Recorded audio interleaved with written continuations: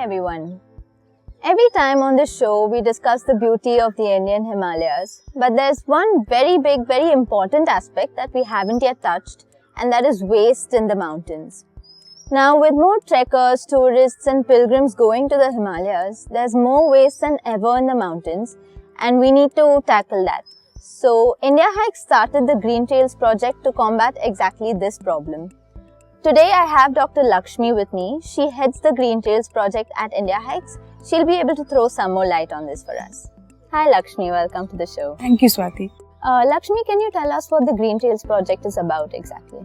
So, trekking is a wonderful way to experience and explore nature. But at the same time, the mountain ecosystem is very fragile. So, as more and more people get to the mountains, we need systems, practices, and infrastructure in place to make trekking more sustainable and eco-friendly. And the Green Trails project was initiated by India Hikes 4 years ago to do just that. And there are several key areas that we work in, and one is where we look into how we reduce what we take in, and at places where we can't reduce, how can we introduce eco-friendly alternatives to them. Okay. So can you give us some examples? Sure. We use cloth bags and sacks instead of plastic bags. We have introduced natural alternatives, eco-friendly alternatives for commercial toiletries. And we consistently revise our menus so that we can reduce the amount of packaged food that we even take into our mountains. So that is one aspect, what we working on, what we bring in. The other aspect is trying to introduce renewable alternatives for resources that we use along the way. On that note, we are working on biodigesters, solar panels for energy, and rainwater harvesting for tapping into the potential of rainwater. Okay, so what about the waste? How do you manage that? Okay, so waste is one of the biggest aspects that we work in. We generate organic waste, recyclable waste, and non-recyclable waste. Each has to be handled very differently. Our objective is to not take it all to the landfill, but try to find ways to use them right away in the mountains. Not only that, to do that we need to change the mindset of people to see waste as not waste, but as resources that can be used for higher purposes. So that is one of the things that we do. That is concerned with the waste we generate, but we see a lot of waste in the mountains already there, due to the lack of an exit from the mountains. So can we be the exit to take all the waste that we find along the way and dispose it properly? So that is also something that we do. So it seems like a very large project that involves a lot of people. True. The entire trekking fraternity is involved, right from local villages, trekkers, other trekking organizations, key people who are working in Green Trails in our office, and even the forest officials. Everybody is involved in this.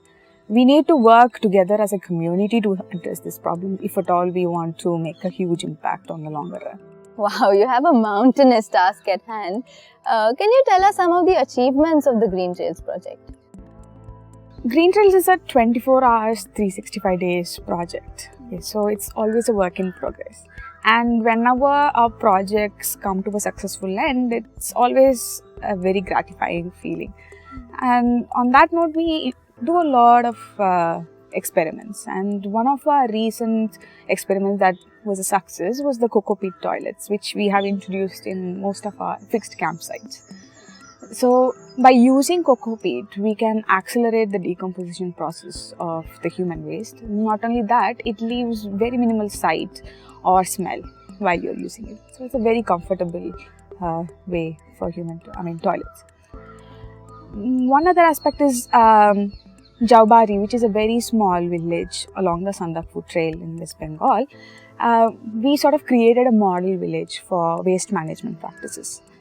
So it turned out to be a very good role model that the divisional forest officer has allocated budget to sort of replicate that model for all the other villages along the Sandakpur Trail. And as I mentioned earlier, we regularly collect waste. It's a consistent practice from our side. And recently we collected around 2,700 kgs of litter or garbage from Roopkund Trail. And it was even covered in some of the local and national newspapers. But not just Rupkund, we do that on a consistent practice in all the other slopes like Diorital or Rupin. On average, we collect around 1,500 kgs of waste in a given season. But the highlight is not the number, but the fact that we segregate each and every kg of that waste. And it's a very momentous task, it's very difficult to do that. And so that is one of our, something that I'm really proud of, given that all our staff members participate in it.